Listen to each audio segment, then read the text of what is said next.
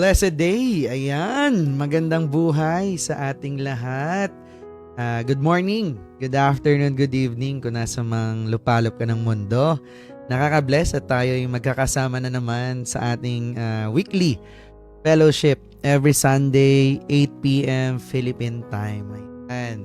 Of course, para sa mga nagtatanong at mga siguro ngayon lang tayo nakita sa ating FB Live. Ayan. Bakit nga ba tayo nagkakaroon ng ganito? Well, syempre gusto ko lang din magpakilala. If you're new here, welcome here. Ako si Renz, isang negosyante and a follower of Christ. And I've been doing this for 3 years na rin. 3 years na. This is my way of sharing the Word of God.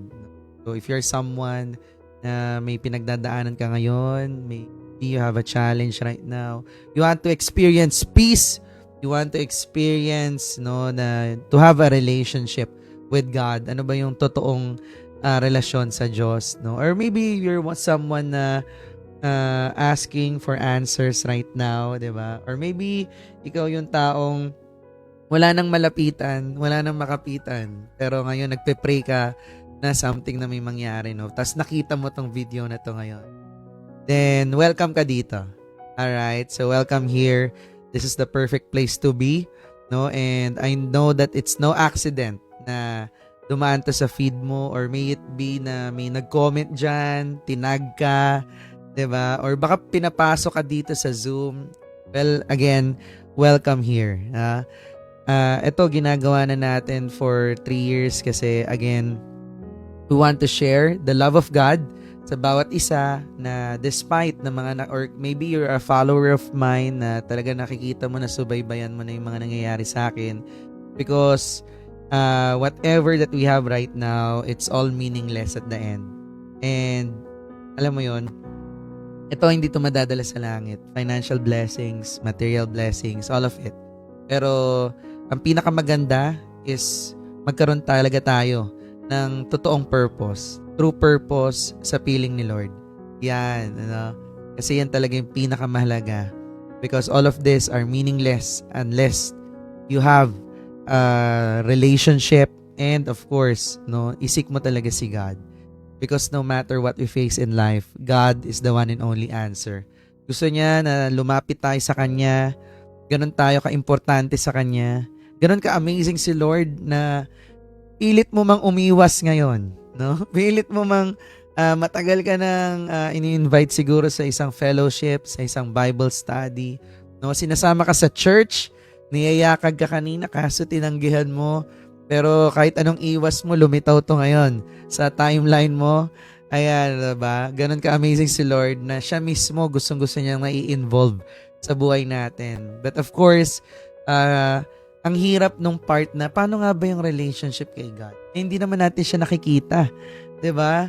It's an invisible God. So, how can we seek intimacy? No? So, it's really a challenge. Kaya, it takes time. Hindi tayo sanay, but still God says, come here. Join this live. Comment there. 'Di ba? Join our Zoom. Join our fellowship. Talk with me. 'Di ba? So, Jesus made the way for that to happen. Just be intentional. Tama yan, nandito ka. Pumasok ka, walang namilit sa'yo. Kinlik mo tong link na to. Diba? Get around others who can help you. And above all, be assured that God invites you to grow deeply in your relationship with Him. Our great God cares about you so much na siya mismo ang nag-imbita sa'yo dito.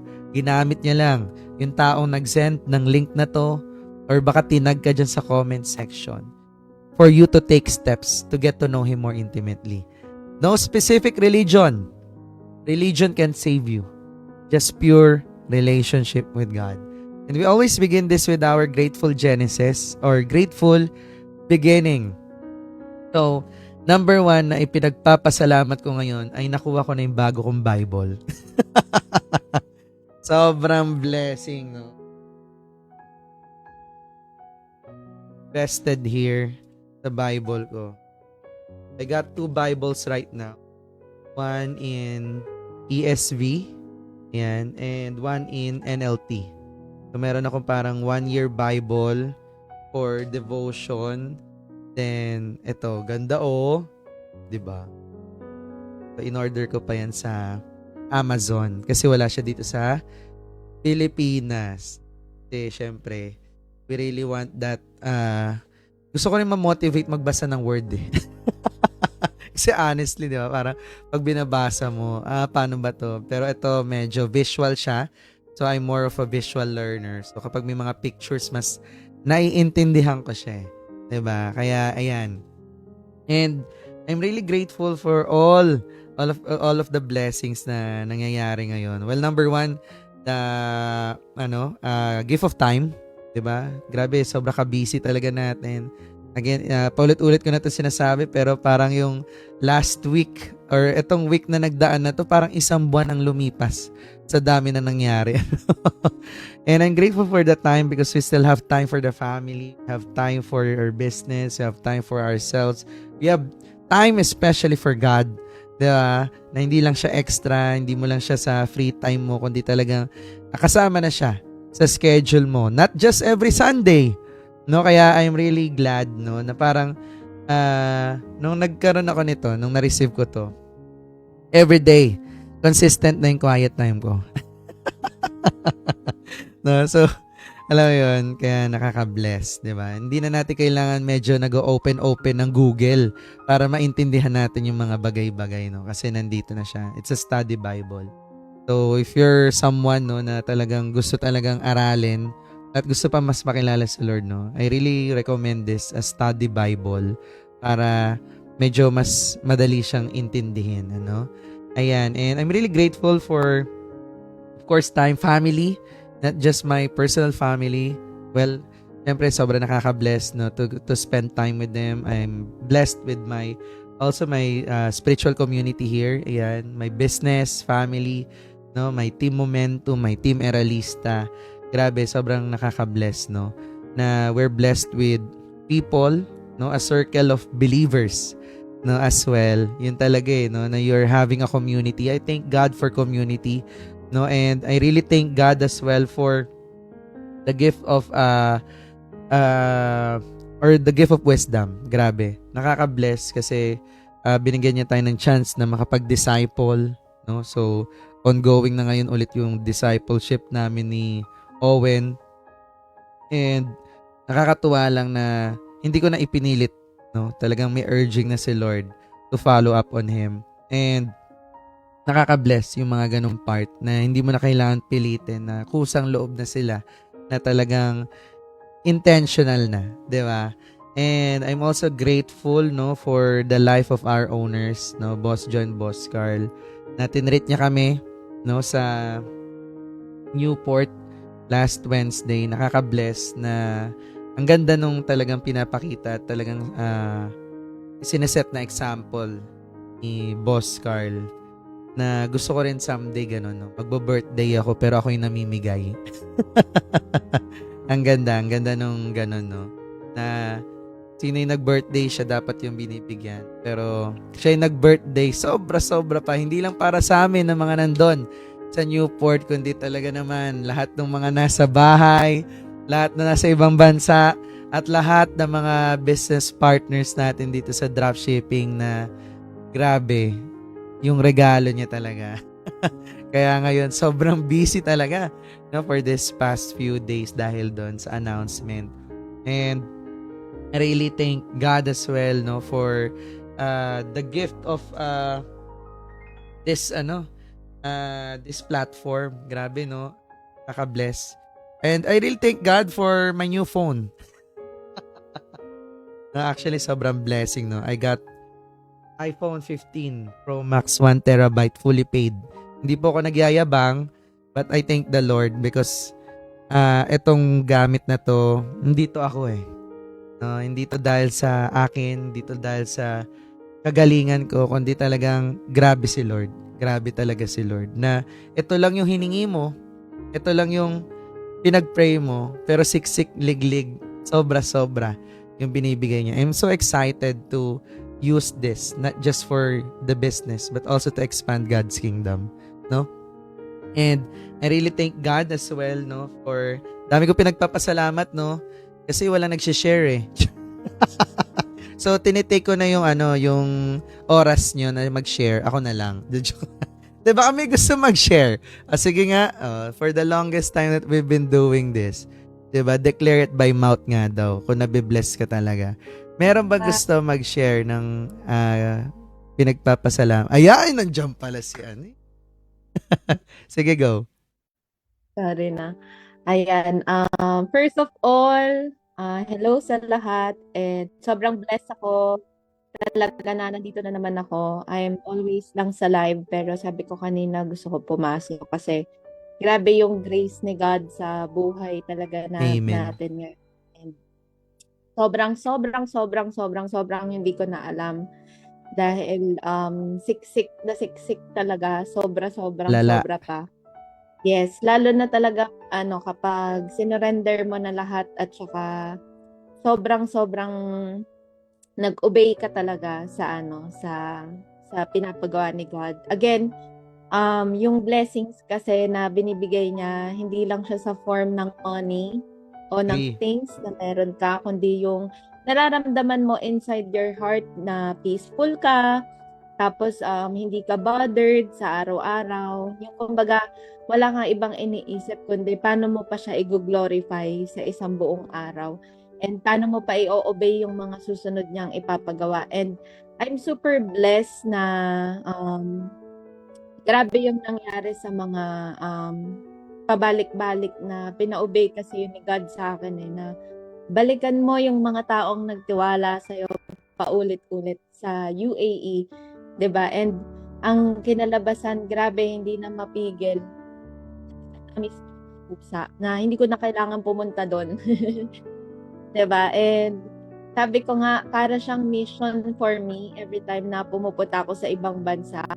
Para siyang mission yung napapunta ko ni Lord doon para merong mga taong madala dito hindi sa business kundi sa kanya. And yun yung isa sa pinaka-grateful and blessed ako kasi every time na pumupunta ako sa UAE talaga or sa iba't ibang bansa, grabe talaga, may mga nasisave tayo, mga natutulungan tayo na lumapit kay God. And yun yung pinaka-greatest na blessings na meron ako kasi hindi yung napa-join natin sila sa business or hindi yung ang lakas nila sa business, kung hindi ang lakas nila kay Lord ngayon. Mas gigil sila kay Lord sa business. Yun yung isa sa pinaka sobrang grabe na binigay ni Lord na blessings talaga. And sabi ko nga, nakikita ko in my own eyes kung paano gumalaw si Lord ngayon sa buhay ng mga bawat tao na nag-guide natin kasi yung pagpapasalamat nila hindi dahil sa income, kung hindi dahil sa mga na-save na relationship, sa family nila, na-save na mga oras na akala nila dati sila yung magaling. Yung totoo, si Lord pala, si God pala. And many more. Too much to mention din talaga siya. So, I'm super blessed and grabe yung buhos ngayong dumating na years. Itong year 2024, grabe magpakilala si God sa buhay ko. And grabe niya talaga ipakilala na siya lang talaga yung only God. And wala ka na talagang iba pang titignan kundi siya lang. And that time na inobey mo talaga siya, grabe talaga yung ibubuhos niyang blessing. So, thank you din po. Syempre, tama si Jel Lawrence. Nagpapasalamat ako sa Christ-centered community meron tayo. And yung ganitong gathering po, actually, ang sarap magtag. Minsan sasabihin ko, ayan, hello sa mga natag. Minsan isipin ko, tatag ko ba siya? Pero wala, tatag ko na lang. Diba? Kasi next time, hindi mo alam kung sino yung nangangailangan talaga na marinig ko. At hindi mo alam kung sino may pinagdadaanan ngayon. So, wag natin ipagdamot si Lord. Kaya yung mga nanonood dyan, magtag pa kayo. Wag natin ipagdamot si Lord, si God. Agree. Kailangan makita natin siya. So, yun po. Thank you po, Pastor. Praise God and Jel Lawrence. Praise the Lord. Ayan. So, yung mga gusto pa mag-share, yan, next Sunday naman. Alright. Pero kung may mga gusto kayo ipagpasalamat, you can comment down there below or chat mo na lang dito sa Zoom, So our spiritual gathering entitled still the new season but same refuge. To be led by Pastor Ralph Dulman. Same refuge.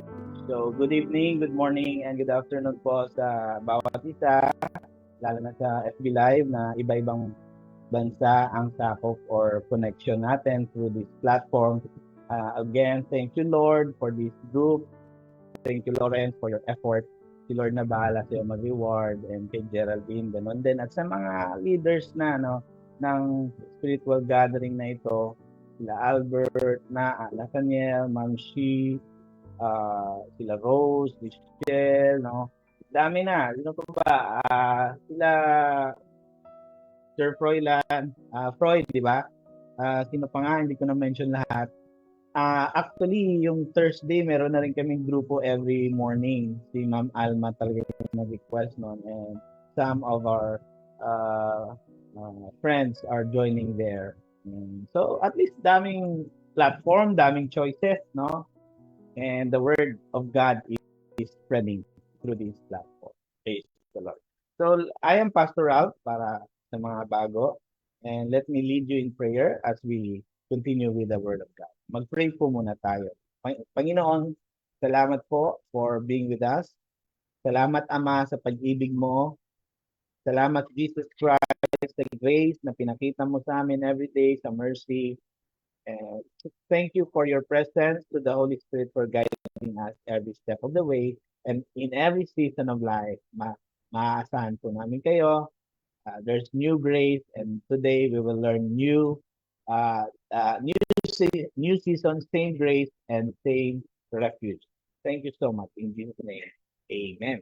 So, ang title natin is, naririnig nyo na palagi ang verse na the Lord is my rock, my refuge, no? Palaging naririnig yung refuge na yan.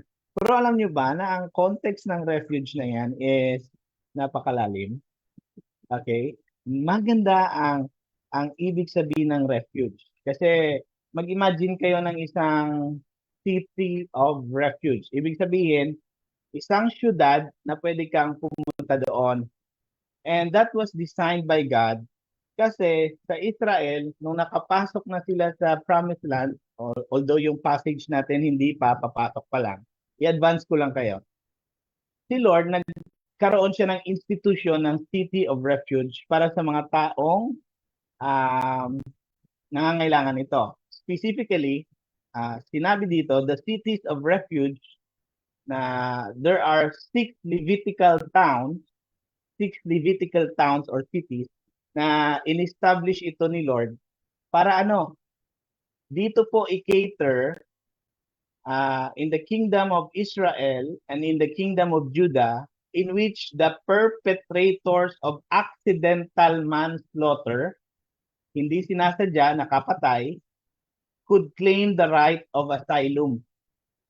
Pwede silang tumakbo doon habang hinahabol sila ng mga family nila nang napatay nila accidentally. Siyempre, papatayin din sila. So, ang rule ni Lord, pag hindi mo sinadya na patay mo isang tao, takbo ka lang sa City of Refuge at makakakuha ka doon ng asylum, hindi ka itatouch, kundi aalagaan ka muna doon habang poproseso pa ang kaso mo. Kung ano ba talaga yun. Okay? Ang galing, no? Parang sa ibang bansa, di ba meron tayong mga, anong tawag doon? Philippine Embassy. Kapag may problema, punta ka doon and you will be taken care of. Okay? So sa Bible, meron na po yan. Tawag doon sa mga lugar na yon, cities of refuge. Na pinapamahalaan or gino-govern yan ng mga priest at mga Levite. Okay? Ganda na. So, ibig sabihin nito, every time you read the verse in the Bible that says, na sinusulat ng mga psalmists, the Lord is my rock, my salvation, my refuge. Ibig sabihin, you can go to God anytime. At kahit sa kanila, sa context nila, nakapatay sila accidentally, sa atin, nagkasala tayo, but you can go to God anytime and you will not be judged right away. hindi agad. Siyempre, may pagtatama sa mali, tama? Hindi ka kukonsintihin sa mali, ta? Pero ang maganda dito, you can approach God anytime. Just like this spiritual gathering na sinimula ni Lawrence. You can go here, you can meet God here, you can hear God, and you will not be judged right away. Siyempre, we will learn about the judgment of God here. We will talk about the law of God here, the word of God here, the wisdom of God, the guidance of God, the teachings of Jesus, and even the corrections of God. But again, you can always come to Jesus and take refuge. Right? So yun yung konteksto ng refuge. Pag sinabi mo, makakasandal ka sa refuge, makakaroon ka ng asylum or aalagaan ka for a while habang pinoproseso yung nangyari sa iyo. Okay? So, last week, we talked about Joshua as the new leader of Israelites. Wala na si Moses. Wala na. For 40 years sa wilderness, kasama nila ang leader nilang si Moses. This time, patay na si Moses at ang pinalit ni Lord si Joshua. And wala na yung first generation ng mga tao na nagrereklamo kay Moses sa desert for 40 years. Yung first generation ng mga nakalabas sa Exodus, out na naka-exit doon sa Egypt, wala na silang lahat kasi sila po ay nagrereklamo kay God na palagi na lang wafer or in the context of the Bible, palagi na lang manna, palagi na lang manna and quail. So ayaw nila. Sabi nila, sana binalik mo na lang kami sa Egypt. So ang ginawa ni Lord, winipe out sila. And ito na ngayon ang new generation, the second generation, the Israelites, the people of God, led by Joshua. So last Sunday, we talk about, sabi ni God kay Joshua, sabihan ng mga new generation, second generation na mag-prepare na because after 3 days, you will pass through the Jericho. Okay? So yun ang context ha. Now, let's go to our lesson. Okay. Siyempre, yung iba, kailangan natin isa-isahin ito. Kaya tayo nagbabasa talaga. Okay. Again, I will request Lawrence to please read along and I will explain the first slide. Then we will go to the next slide. Okay. A reading from the book of Joshua, chapter 2, verses 1 to 11. Then Joshua, son of Nun, secretly sent 2 spies from Shittim. Go, look over the land, he said, especially Jericho. So they went and entered the house of a prostitute named Rahab and stayed there. The king of Jericho was told, look, some of the Israelites have come here tonight to spy out the land. So the king of Jericho sent this message to Rahab. Bring out the men who came to you and entered your house, because they have come to spy out the whole land. But the woman had taken the 2 men and hidden them. She said, yes, the men came to me, but I did not know where they had come from. At dusk, when it was time to close the city gate, they left. I don't know which way they went. Go after them quickly. You may catch up with them. But she had taken them up to the roof and hidden them under the stalks of flax she had laid out on the roof. So the men set out in pursuit of the spies on the road that leads to the fords of the Jordan. And as soon as the pursuers had gone out, the gate was shut. Before the spies lay down for the night, she went up to the roof and said to them, I know that the Lord has given you this land, and that a great fear of you has fallen on us, so that all who live in this country are melting in fear because of you. We have heard how the Lord dried up the water of the Red Sea for you when you came out of Egypt, and what you did to Sihon and Og, the 2 kings of the Amorites east of the Jordan, whom you completely destroyed. When we heard of it, our hearts melted in fear, and everyone's courage failed because of you. For the Lord your God is God in heaven above and on earth below. Grabe. Sobrang takot yung city of Jericho sa narinig nila tungkol sa Israel. Diba? They have heard how the Lord dried up the Red Sea or divided the Red Sea. Diba? Napaka-popular, no? May mga movies about this, diba? So you have an idea na ito ay hindi kagagawa ng kung ano-ano. This is a miracle from the Lord. At natakot na ang mga, hindi lang ang Jericho, city of Jericho, even the surrounding cities and kingdoms in the promised land called Canaan, natakot na. Sabi nila, our hearts melted. Natunaw yung aming mga puso at wala nang natirang courage sa amin. Grabe, di ba? So, ganun katindi, kaya tayo nagte-testimony. Pinapaalam natin, we're making God famous, sabi nga ni Lawrence, we're making Jesus famous through our testimony so that people will know how great is our God in our lives and through our lives. Ganun din yung sinasabi ni Geraldine kanina. Hindi na lang business ito, but it's about the business of God, of saving souls, which is more important than money. Yes, go ahead, earn money, do business for the glory of God, but don't forget the most important thing is your soul, your spirit, your life being saved by Jesus Christ. Napaka-interesting lang before I go to our truth. Dahil dito, makikita nyo, nung tinanong na ng hari, Rahab, prostitute siya eh. So usually may mga foreigner pumunta sa kanya. Prostitute, di ba? Amazing lang kasi nung tinanong na siya ng hari, saan yung dalawang spies? Tinago niya doon sa taas ng kanyang roof. At nilagyan ng mga, ano bang nilagay niya? He hid them at nilagyan ng stalk of flax, no? Para hindi makita. Now, dito, nagsinungaling siya. Anong sinabi niya? Sa verse 4, yes, the men came to me, but I did not know where they had come from. Hindi ko alam, hindi ko kilala sino sila, saan sila galing.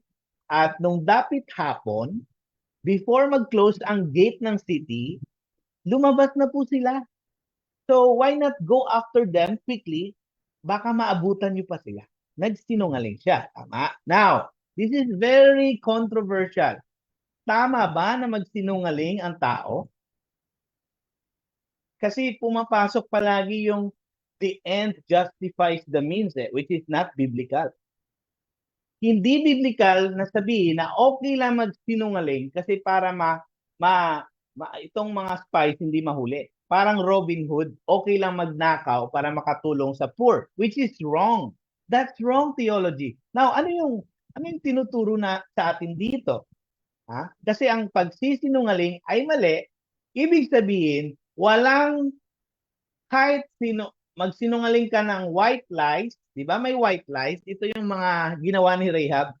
Ang tawag ng mga 21st century na tao sa ginawa ni Rahab is white lies. Ibig sabihin, para sa kabutihan ng dalawang spies, which is, again, this is wrong. Hindi dapat tayo magsisinungaling. So, anong dapat gawin? Okay lang ba na magsinungaling siya? No. Before you judge Rahab, we should go deeper and learn and find out bakit niya nagawa ito. Now, ginawa niya ito dahil nga, ulit, si God ng Israel, ang God ng Israel ay napaka-powerful na ang takot ni Rahab ngayon ay nasa Panginoon, hindi na sa tao. Okay, now, I am leading you to the right theology of this story. I'm not teaching you to lie. I'm just saying we are to recognize who to fear in our life. And Rahab feared God more than the king of Jericho. In short, Rahab recognized the highest authority to follow. Tama? Kung na-recognize ni Rahab na si Lord ang highest authority, then nagawa niya ito, it's because hindi na siya takot sa king of Jericho, mas takot na siya kay God. Intindihan niyo? But again, we're not teaching people to lie. We are just reminded to fear God above all else. Sana hindi tayo takot sa tao, no? Minsan kasi mas takot tayo sa tao eh. I'll give you an example. If you receive the gospel and you want to follow Jesus, but you don't want your family na magalit, then you fear people instead of fearing God. Na dapat susunod ka kay Kristo pero pinipigilan ka ng desisyon mo Kasi mas takot ka sa family mo, sa anong sasabihin ng tao, sa mga relatives mo, sa mga friends mo, na sabihan ka, oh, ano ka? Born again ka na? Mas takot tayo sa sinasabi, mas takot tayo sa tao kaysa sa ultimately sa Panginoon. Hindi dapat ganun. Mas takot dapat tayo sa Panginoon. But again, I'm not telling you to lie. There's no such thing as white lies. Now, what can we learn here? Takot sila as Rahab sa Diyos, sa kabatasan Diyos. What can we learn? In this new season of life, no, kahit anong season ka ngayon, you should fear the same God. No? Same God lang ang ating kakatakutan. And that's our God, the Lord Jesus. Ha? Wala tayong ibang kakatakutan. Ang Diyos Ama lang. Huwag mo rin sabihin na, Pastor, nagtataka lang ako. Pastor, sino ba talaga? Father, Son, the Holy Spirit. We have one God. We have one God with three functions, three roles. Okay? Now, we should, in this new season of life, ito yung good news sa atin. Ikaw ba ay facing a new season of life? Si Geraldine kanina nasabi niya, this year is different. Mas pinapakilala ni Lord yung sino siya. No? Sa business na to, sa buhay natin, sa testimony. This is a new season, right? Sa'yo, this is a new season. To me, this is a new season. 2024 is a new season. But the good news is, the same God to be feared. We have the same God to be feared. And that's only the Lord Jesus Christ. Wala nang iba. Now, sabi ng Proverbs, the fear of the Lord is the beginning of wisdom. Mas nagiging maalam ang tao dahil may takot siya sa Diyos. Parang hindi natin naintindihan yun minsan. Ito na yon. There's a quotation also na sinasabi. Okay. Sinabi dito, why si God lang ang kinakatakutan natin? Kasi sabi ni Sinclair Ferguson, bahala na kung anong ang pronunciation. Sabi niya, the fear of the Lord tends to take away all other fears. This is the secret of Christian courage and boldness. Ang taong may takot sa Diyos, wala na siyang unnecessary fears na natira sa buhay niya. Hindi na siya takot sa tao, hindi na siya takot sa past niya, hindi na siya takot sa future, na hindi siya takot mamuhay para kay Jesus sa present. Yun yung taong may takot sa Diyos. Malalaman mo, kung ikaw din mismo, marirealize mo yan. When you follow Jesus and you fear God more than anything else, mas nawawala lahat ng takot mo sa buhay. Because actually, this is not a secret. This is an open secret. When you fear God, yes, hindi ka natakot sa kung ano-anong mga pamahiin. Wala yun. When you fear God, all your fears are melting away. Lahat ng fears mo, wala na yun. Totoo yan. When you fix your eyes on God, mas nawawala yung attention mo sa buhay mo na mas maraming problema kung nag-focus ka sa self mo. Di ba? Tinuturo ng world, love yourself. Actually, hindi yon. Sabi ni Lord, love God with all your heart, soul, and mind, and love your neighbor as yourself. Pantay lang. Kung paano mo nilalove yung sarili mo, ganun din yung pagmamahal mo sa iba. Pero mas greater ang love kay God. So hindi pwedeng love yourself lang. Period. Okay? The more you, napansin nyo, the more you focus on yourself, the more discontented ka, the more irritated ka, the more disappointed ka. Ang dami mo pang gustong i-achieve, hindi mo ma-achieve. Again, success comes from God. That's our lesson last week. You prepare the horse for battle, but victory comes from the Lord.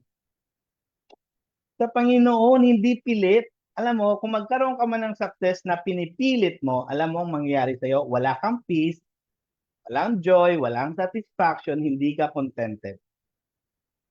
Wala. At takot ka sa maraming bagay at sa maraming tao. Okay? So again, in this new season of life, the same God is to be feared. Wala nang iba. Si Jesus lang. At kung totoong may takot ka sa Diyos, mas love mo siya, sundin, mas masaya kang naglilingkod, at may pagmamahal sa puso ang ginagawa mo para sa Diyos. Hindi yung parang responsibility na sinasabi ni Lawrence, di ba? Mahirap naman talaga magbasa ng Bible. Akala nyo, ha? Ako rin. Ako rin. Oh, ako rin. Nahihirapan din ako. So, dahil mahal ko ang Panginoon at alam kong mahal ako ng Diyos, nakikinig ako sa salita niya. Parang excited kang marinig yung boses niya. Di ba ganun kapag in love ka, excited kang marinig yung boses ng mahal mo, lalo na kung long distance relationship kayo. Yan nun ang tao. So what you serve God, not because you serve for God, dahil kailangan. You serve God because God loves you and you love God. Hindi yung I'm doing this for God. Alam mo, nakakapagod yun. Yung I'm doing this for God. Ano ka? Hindi ka kailangan ni Lord. Ang tamang term ay I'm doing this because of Jesus Christ. Hindi yung for God. Hindi ka kailangan ni Lord. Kaya ni Lord na wala tayo. Kung mindset mo palagi, I'm doing this spiritual gathering for God, ay mapapagod ka. But when you say, you understand that I'm doing this because God loves me and I love God, then hindi ka napapagod. Mahal mo eh. Napapagod ka ba pag mahal mo? Hindi yun. Next. Basahin natin ulit ang verse sa Joshua chapter 2. Tapos na tayo sa chapter 1. So, sinabi dito, now then, please swear to me, mag-promise kayo sa akin, by the Lord that you will show kindness to my family because I have shown you kindness. Hindi ko kayo sinumbong sa hari. Sana kayo rin, maging mabait kayo sa akin. Nakita nyo? Nakipag-deal si Rahab sa kanila. And give me a sure sign. Oh, parang tayo din naman si Rahab. Eh. Lord, ano bang sign? Pero naninigurado si Rahab. Sabi niya, bigyan mo ako ng siguradong sign that you will spare the lives of my father, of my mother, my brothers and sisters, and all who belong to them. Yung aking buong clan. Kasi tinago ko kayo, hindi ko kayo pinahamak, hindi ko kayo binenta doon sa hari, hindi ko kayo sinumbong, di ba? Sana naman, when you take over Jericho, huwag nyo rin saktan ang family ko at ang buong clan ko. Tapos, and that you will save us from death. Kasi nga, takot na nga ang Jericho na sakupin sila ng people of God, the Israelites. 14. Sabi ng mga two spies na ito, nag-promise din sila, our lives for your lives, for the lives of your clan. Ang buhay namin para rin sa buhay ng clan mo. The men assured her. Inassure siya, oo, gagawin namin. But may condition, if you don't tell what we are doing, ang plano namin, sakupin kayo, huwag niyong sabihin sa hari, we will treat you kindly and faithfully when the Lord gives us the land. Hindi lang ang Jericho ha, when the Lord gives us the promised land. Kasama na doon yung iba pang kingdoms. Ang galing no? May condition. Hindi namin kayo sasaktan as a family, as a clan, basta wag mong isumbong yung plano namin. When the Lord gives us the land. 15, verse 15. So, Rahab let them down by a rope. Pinababa sila kasi yung bahay ni Rahab nasa wall. Ganong kakapal ang wall ng Jericho na kasya yung isang bahay. May mga bahay sa wall. So, binaba sila, they let them down by a rope through the window for the house she lived in was part of the city wall. Maraming nakatira sa wall. So, ibig sabihin, imagine mo yung isang bahay. Ganon kakapal ang wall ng Jericho. Imposible. Imposible yung bihag nila ito. Pero sabi ni Lord, I will give you Jericho. Galing, no? Verse 16, she said to them, go to the hill. Binigyan niya ng tip ang mga spies kasi baguhan sila. Hindi nila kabisado yung place. Sabi niya, magtago muna kayo sa mga burol ba o burol? Burol, hills. So the pursuers will not find you. Okay? And wala. And stay muna kayo doon for 3 days until they return and where you can go your way. Then you go your own way. So, nag-instruct siya na magtago kayo doon sa mga hills. Okay. Galing na. So dito, nag-promise, humingi ng deal, nag-bargain si Rahab, please, spare my life and my family's life. Kasi kayo, in-spare ko rin. So anong nangyari dito? They made a promise to each other. Now, we can learn from here. Listen very carefully. You may be in a new season of your life now. Hindi mo alam anong gagawin kasi meron kang bagong opportunity na finiface, bagong business, bagong relationship, bagong starting over kasi bumagsak ang negosyo. You know what? In this new season of life, we can be assured that we have the same promise keeper. Same promise keeper. Kung nag-make ng promise si God sa atin, be sure of it. He is the same God who will keep His promise. Makinig muna kayo ha. Kanina, same refuge. Ngayon, same promise keeper. Anong matututunan natin when the Lord makes a promise to us? Alam mo, napakaganda. Makinig. Ito yon. Sabi ni James MacDonald, when God promises, He's not saying, I'll try. Tingnan natin. When God makes a promise, He means, I can and I will. Ganon ang God na pinagsisilbihan natin. Pag nag-promise siya, hindi siya magsasabi, tingnan ko lang ha. Hindi. Our God, when He makes promises, He will say, and He means, I can and I will, according to my glory and purpose. If it's His glory, it will happen. Ganun ka-sure maggawa ng promise si Lord. Ang malungkot lang sa kabilang banda, there are a lot of promises we made to God, but we're not fulfilling our promises to God. That's the downside of the other end. See, God, when He makes a promise, He will do it. It is sure. It will happen and no one can stop it. But we make a promise, on the other hand, Lord, promise, kasi bless mo ako, kung i-bless mo ako, Lord, talaga, I will follow you. Kung pagbutihin mo tong aking business, magiging okay na yung family ko, Lord, I will follow you. Most of the time, we're not fulfilling our promise. Gusto mo pa ng sample? Yung ginawa mong New Year's resolution, ginawa mo ba talaga? Yun nga, promise sa sarili lang yun ha. Hindi mo pa na-fulfill. Ano pa yung promise kay Lord? Again, let's focus on God. He is the one who makes promise, and ang maganda pa, He will, because He can. Basta, according to His will.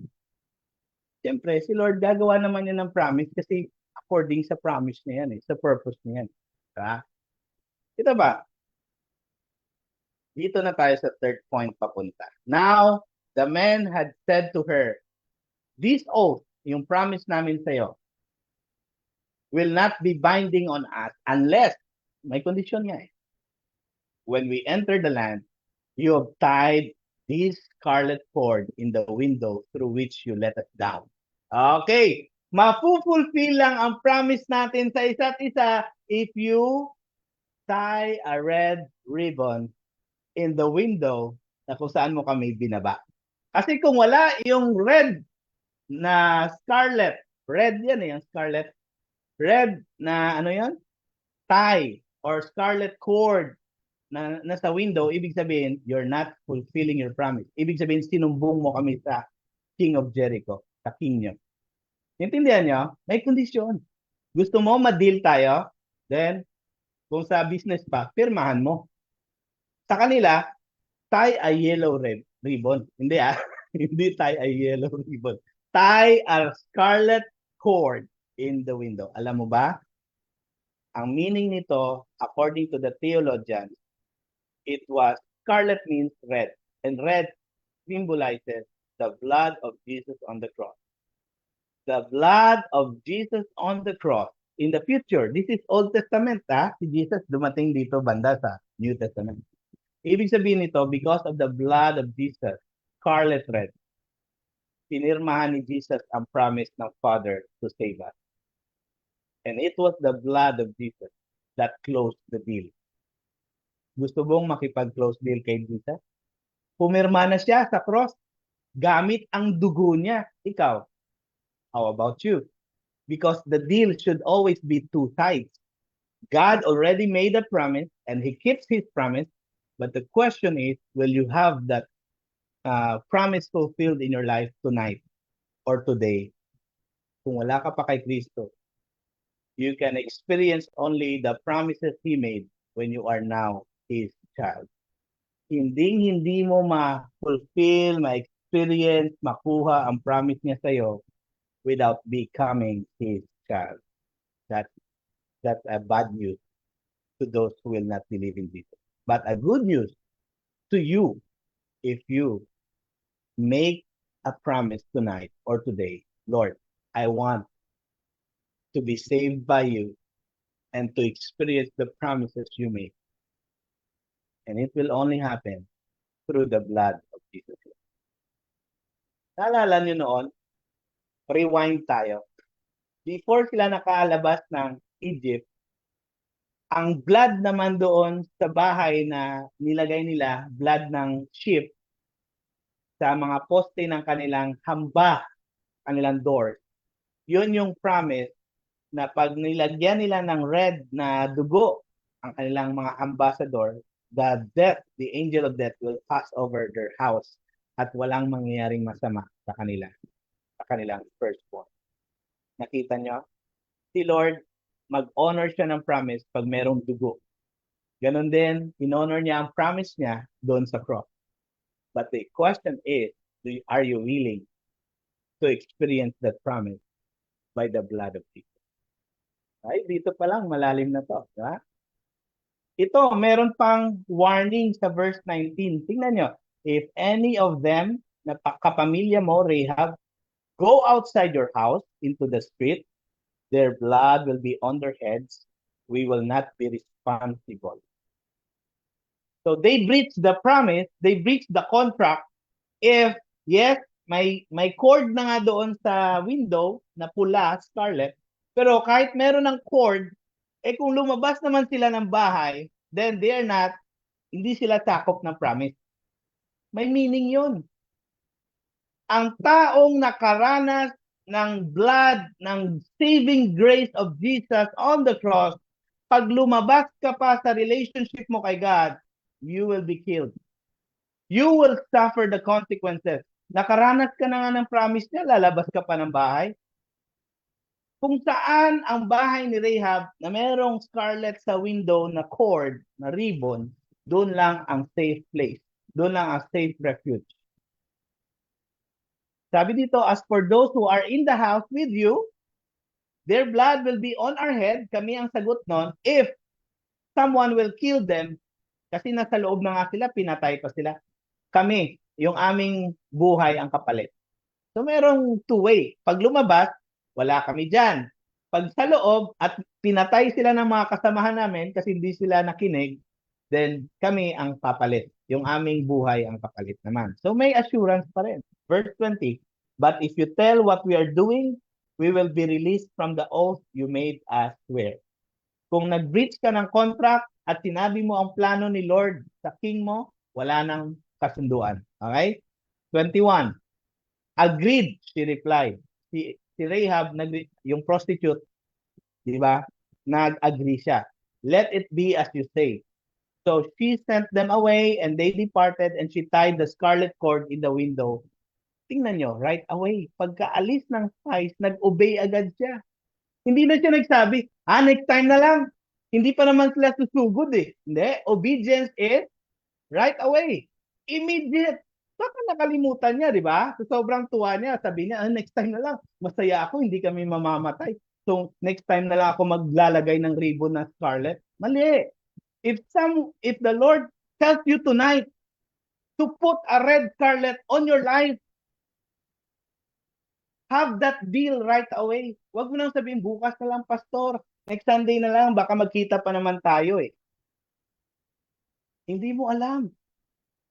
Kaya, when the Lord tells you, do something, obey me, put a scarlet cord on the window, ibig sabihin, if God tells you, believe in me tonight, then believe in Him tonight kung hindi ka pa naniwala sa akin. Huwag mo na ipabuka. Obey right away. Tapos, 22, when they left, they went into the hills and stayed 3 days. Oh, naniwala din naman sila kay Rahab sa instruction na magstay muna sa mga burol until the pursuers had searched all along the road and returned without finding them. 23, then the 2 men started back. They went out of the hills, forded the river, and came to Joshua, son of Nun. And hindi yan Nun na madre ha. Ang pangalan ng tatay niya, Nun or Nun. Okay. And told him everything that had happened to them. They said to Joshua, the Lord has surely given hindi ko mabasa, Lawrence, please read it for me. The Lord, the 24. They said to Joshua, the Lord has surely given the whole land into our hands. All the people are melting in fear because of us. See? Na-confirm after nag-spy sila sa Jericho. Now, again, about the safe refuge and the promise made. Sabi ng mga spies, kung lalabas kayo sa bahay, then you are not safe. The same with us today. In this new season of life, huwag kayong lumabas sa presensya ng Diyos. Huwag kayong lumabas sa kalooban ng Diyos. Minsan kasi pag nagpapanik tayo, di ba? Pag may new season, may new challenge, parang hindi natin alam saan pupunta. You know what? We are reminded tonight, God is our same refuge in this new season of life. Magbabago man ang season mo, but the Lord will be the same faithful God who will welcome you and save you and make you safe in His presence. Walang ibang safe na lugar kundi ang presensya ng Panginoon at ang kalooban ng Panginoon. Huwag na tayong lumabas sa kalooban ng Diyos. Sabi ni A.W. Tozer, bakit tayo magstay sa presence ni Lord? Sa side ng shepherd. Di ba sabi ni David, the Lord is my shepherd, I lack nothing. We should stay beside the shepherd because the only safe place for a sheep sa ating mga believers, we are the sheep, is by the side of his shepherd. Doon lang ang safe place. Because the devil does not fear the sheep, but the devil just fears the shepherd. That is all. Kaya tayo wag umalis sa side ng shepherd kasi takot ang devil sa kay Jesus, our great shepherd. Kung lumalayo tayo kay Jesus, then lalo tayong lalapain ng demonyo. Hindi siya takot sa atin. Alam nyo ba, ang demonyo? Hindi takot ang demonyo sa atin. Takot siya kay Jesus Christ. Ito na yon, Lawrence, yung sinasabi natin. Hindi rin takot ang demonyo sa anting-anting mo. Actually, mas masaya siyang marami kang anting-anting para Tama. maniwala ka na siya'y takot sa anting-anting. Mali. He is only afraid of God, of Jesus Christ, our shepherd.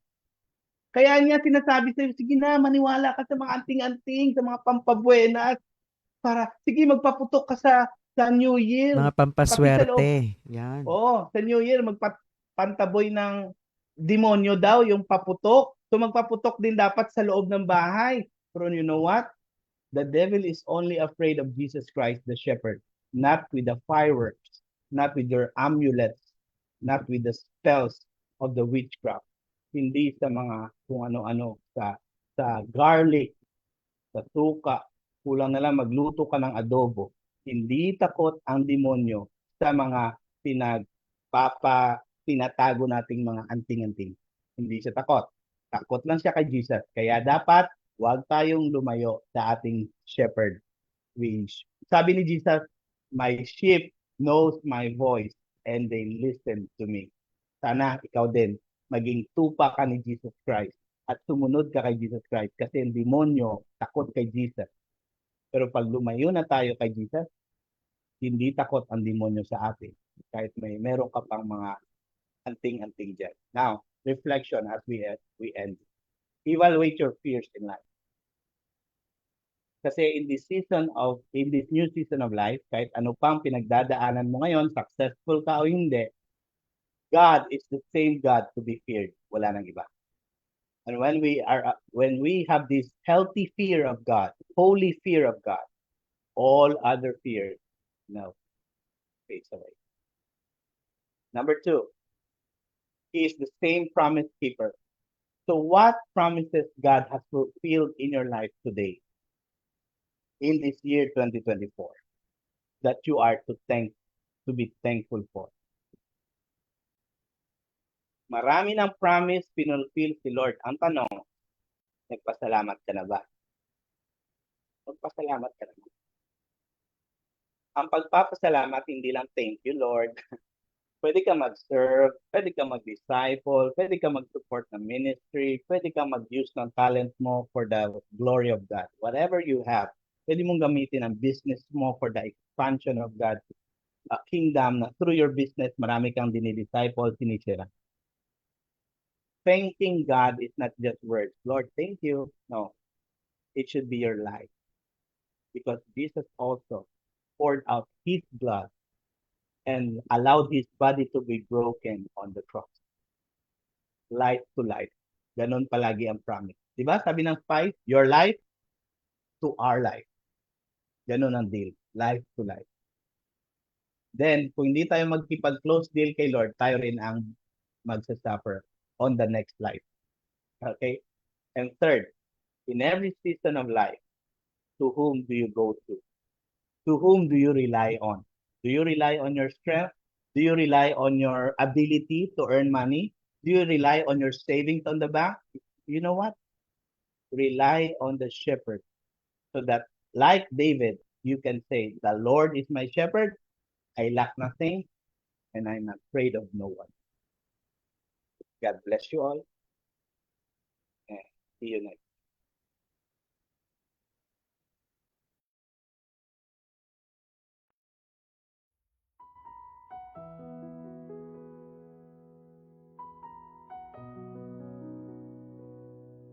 Alright.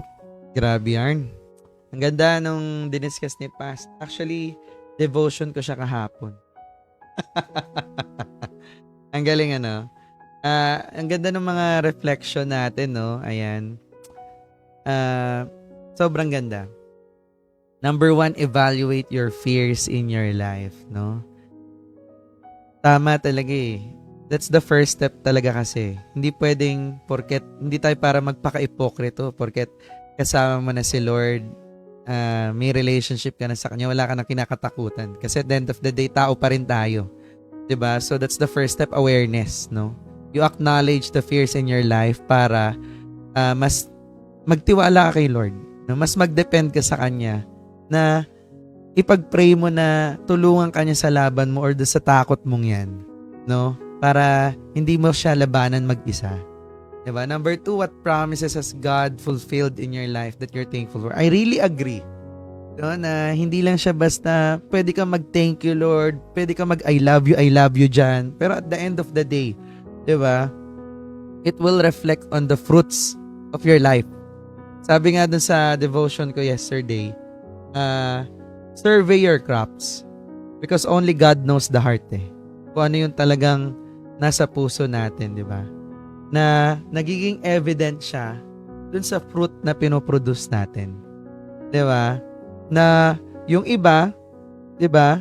Nakikita nila, no? Yan, nagpo-post tayo sa social media, ganda ng mga story natin. Pero at the end of the day, madaling pekein yan eh. Kung ano yung nakikita ng labas, na nakikita ng mga tao sa panlabas. Di ba? Pero, di ba? Kaya sobrang ganda rin ng feedback eh. Sabi nga doon sa last fellowship namin, feedback is a gift. Kaya talagang hindi ka dinesign mag-isa eh. Kailangan talaga may mga taong nakakasama ka sa walk mo kay Jesus, sa walk mo kay God. Kasi you need feedback talaga. Hindi pwedeng ikaw lang mag-isa. Because yung feedback, yun yung reflection talaga kung sino ka eh. Hindi mo naman ma-evaluate yung sarili mo, ay mabait ako. Hindi ko ginagawa yan. Di ba? Pero, hindi mo alam, na-observe ng iba na nangiirap ka pala. Nakitang-kita may kausap ako yesterday, sabi niya na kinikwento daw yung dati, wala pa siya kay Jesus. Grabe daw yung mata niya. Na parang pag ayaw kanyang kausap, kitang-kita mo na sa mata niya. Pero hindi siya aware. Hindi niya daw alam na ganun siya dati. O, di ba? So, you really need feedback, di ba? Tsaka yung simpleng yan, mga sinasabi mo, choice of words, bitter ka, di ba? Or yung, alam mo yun, kasi kapag, ano lang yan eh, dalawa lang yan eh. Peace and joy ba yung nararamdaman ng tao kapag kasama ka? Or mas lalong nanlulumo at na discourage yung kausap mo or yung kasama mo, 'di ba? Or meron ka bang gentle patience or masyado kang mareklamo at kung ano-ano ang hinihiling mo na parang hindi ka nakokontento at nasasatisfy, 'di ba? Or are you living faithfully? Meron kang healthy boundaries, no, sa mga nakakausap at nakakasama mo, no? Or are you making choices na YOLO? Yeah, you only live once. 'Di ba? Kasi sometimes, no, mas kilala pa talaga tayo ng mga taong nakapaligid sa atin more than sa pagkakakilala mo sa sarili mo, no? And they can also see the fruit. But then again, careful. Baka sabihin mo, sabi ni Sir Lawrence kanina at ni Pastor Ralph, 'di ba? Siyempre, dapat yung mag-feedback sa'yo is also a believer. Baka mamaya kung kani-kanino ka lang nanghingi ng payo, kung kani-kanino ka lang humingi ng di ba? Na, pare, real talkin mo nga ako, pare. Of course, seek advice and guidance sa kapwa believer. 'Di ba? Ayun disclaimer yan. No? So, again, kapag kung ikaw naman, yung taong talagang na-receive mo na si Jesus, no, you're being sanctified, tinutuwid ka na niya, 'di ba? So at the end of the day, yan, more than the discipleship, more than the ministry, what are the fruits? Sabi mo, 'di ba? Ako, Kristiyano ako. I'm a follower of Christ. Pero then again, how's your relationship? How's your friendship? How's your relationship with your family?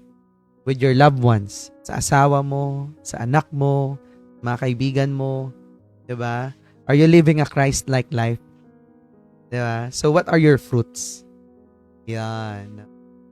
So, ang ganda in every season of life, to whom do you rely on? Sobrang gandang reminder, no, na I remember may kausap ako one time, no, na sabi niya, parang ang lungkot-lungkot niya, wala siyang achievement, no? Hindi, parang 1 year na siya, hindi niya pa rin nare-reach yung pagiging top earner, top performer, o yung mga results basically, no? Na sabi ko, nakakalungkot naman. Oh, sad.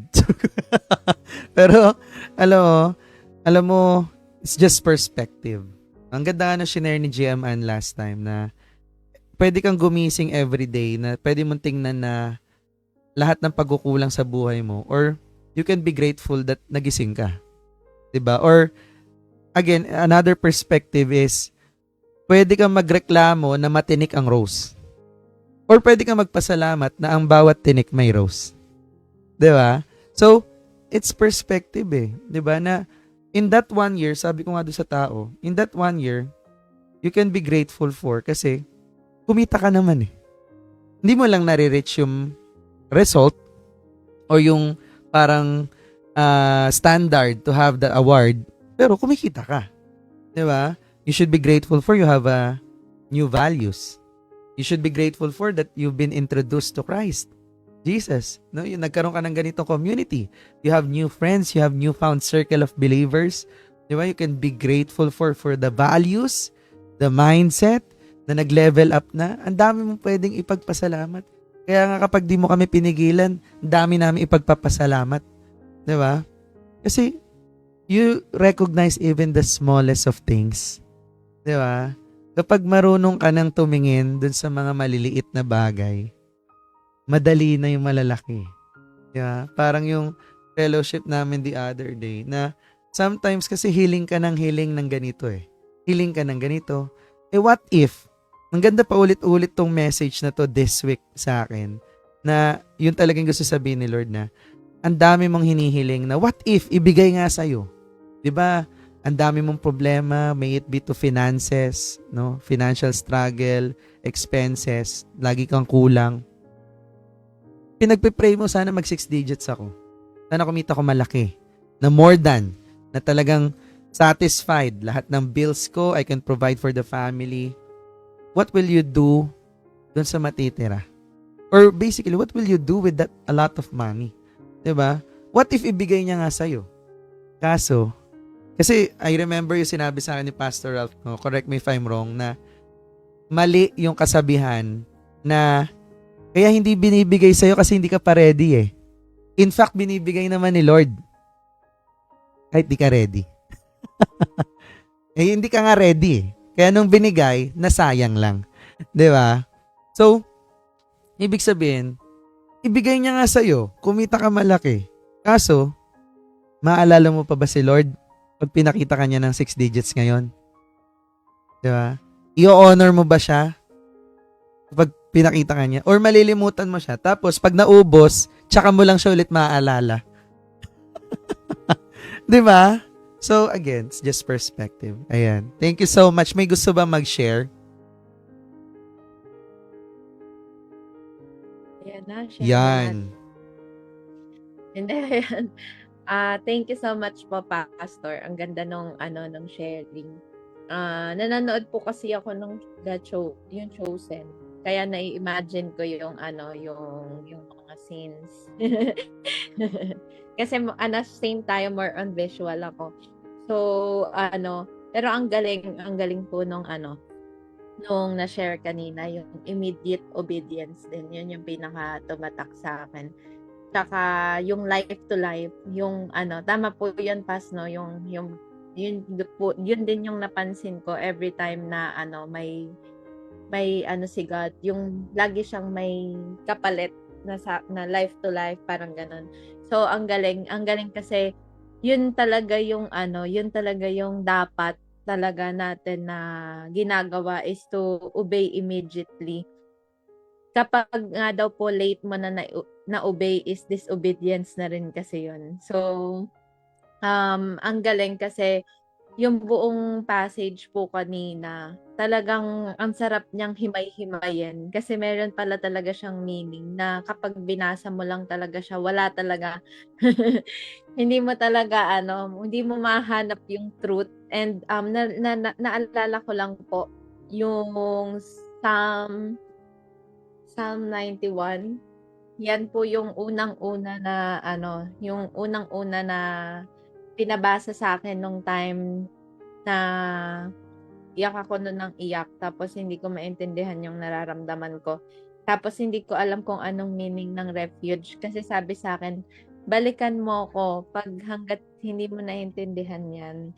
Huwag mo muna akong balikan. Intindihin mo siya with full heart mo.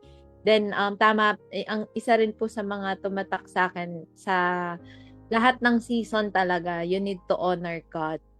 Ano man yung nararamdaman mo. Malungkot ka, pagod ka, masaya ka, lahat. And ang tama rin po 'yon na dapat nagre-reflect na talaga sa yung yung buhay. Ang dami nagsasabi sa akin, "Uy, Geraldine." Doon ko rin po minsan syempre si God nga hindi naman siya yung kumbaga kung ino-obey mo talaga siya or talagang sumusunod ka sa kanya, maririnig mo rin kasi talaga. Kasi dati self-love lang yung meron ako lagi. Love ko yung sarili ko, ganyan. And kailangan gawin ko to para unahin ko yung sarili ko. Pero ang ganda din nung natutunan ko kanina na even your neighbors, love God and then love your neighbors as you love yourself. So, ibig sabihin, yun, ako po, Pastor, yun po yung paulit-ulit din na inaano sa akin ni Lord ngayon eh. Na parang yung mga neighbors. Yung nakaraan naman, yung mga poor, yun yung paulit-ulit niya na pinapa-remind sa akin ngayon na hindi lang puro si God at si God tsaka yung ibang tao, tsaka hindi puro ikaw. Parang ganun. So, dun ko rin po, parang may na-answer po akong prayer dahil sa pakikinig ko ngayon. Kasi, sabi ko nga, tama yun, Pastor, meron yan lagi, pangit siya pakinggan, pero lagi mong, isisave mo, relationship o yung itong specific na bagay na to. So, meron ako ngayong, this one over relationship mo with other people. So, ngayon siya nasagot, ganyan. And sabi ko nga, nagtataka na rin ako sa sarili ko kasi dati kapag may nagsabi sa akin, magagalit na talaga ako. Uy, alam mo ba, si ganito, sinabi ganyan. So, ako magagalit na ako. Ang lagi ko lang reply, pag-pray natin. Yun lang yung nararamdaman ko na parang ayoko na magalit kasi nga lang naman, narinig ko lang naman yun galing sa ibang tao. So, hayaan na natin na si Lord naman, siya naman yung nakakakita ng lahat eh.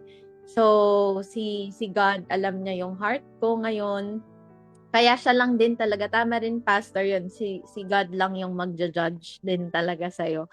So, hindi yung ibang tao. So, hindi man hindi man sila 100% na nakita na, uy, si Geraldine, na yan, kay God na yan.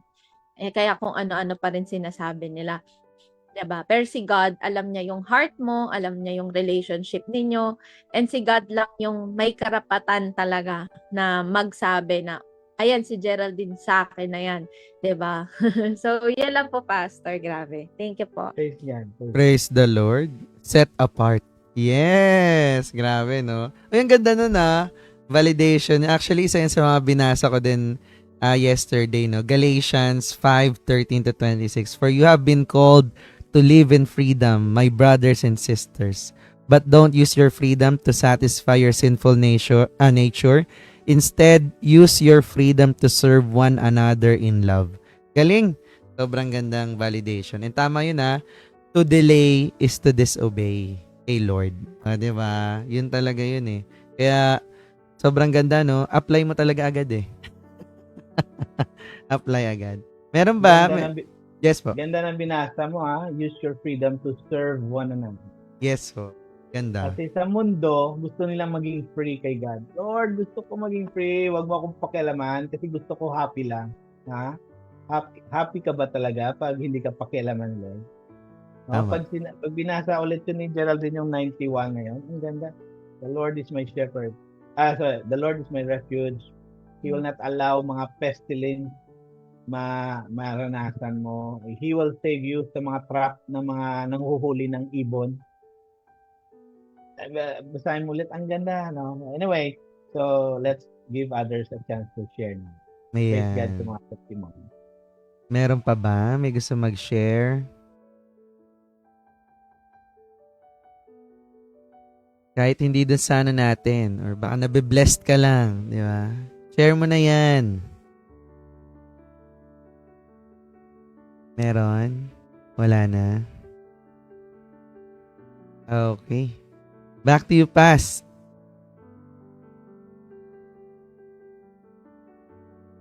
Okay, so thank you so much, no? Ang ganda ng study moment ko rin as I sinisunod-sunod ko ito. Chapter 1, Chapter 2.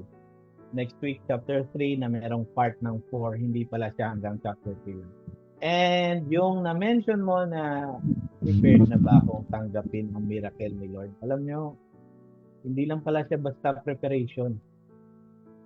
Before God does a miracle, hindi lang siya basta preparation. And see you next week kung ano pala yung gusto ni Lord mangyari sa akin. Okay? Yun? Okay, so let's pray. Panginoon, salamat po at na-learn namin ang mga lessons na ito, paalala sa amin. Lahat po kami, hindi po namin kayang mamuhay na sumunod sa inyo na sariling sikap. We need your Holy Spirit to guide us. We need your word to lead us back to your will. Kasi maraming beses sa isang araw, every day, ang utak namin wala sa kalooban mo. So Lord, salamat dahil ang word mo ang nagbabalik sa amin sa instructions mo, sa command mo, at ito pa, sa promises mo. At ang maganda nito, ikaw mismo ang nag-promise, ikaw rin ang tutupad nito on our behalf and only for your glory. Lord, kung ano man ang mga promises na ginawa mo, actually, mga promises mo, purposes mo, ginawa mo na yan before the world began. And as your children, na-experience na lang namin yan, siyempre, as we obey them. We need to obey. We need to put a scarlet red cord in our window, in our lives. We need to obey you, follow you. Kung gusto naming sumunod sa inyo, I pray, makiusap ka sa amin, kausapin mo kami tonight. At kung kailangan namin na mag-guide kami, andito lang din kami ni Lawrence, ni Geraldine, at ng iba pa. Lord, i-bless niyo po ang bawat isa, aming mga buhay, aming mga marriage, aming mga bahay, aming mga negosyo, aming mga trabaho, ang career namin. And Lord, as we follow you, may you be glorified in everything we do, in whatever we have in life, in our priorities, and in our businesses, be glorified. In our wealth, be glorified. In our health, be glorified. In our failure, still be glorified. In our sickness, still be glorified. In our struggles, still be glorified. Because we know in this new season of life, we have the same refuge, the same promise keeper, and the same God who will always cast all our fears away. Lord, may we focus on our eyes on you and let our fears melt in the presence of the Holy Spirit and in the peace of Jesus Christ. Thank you so much.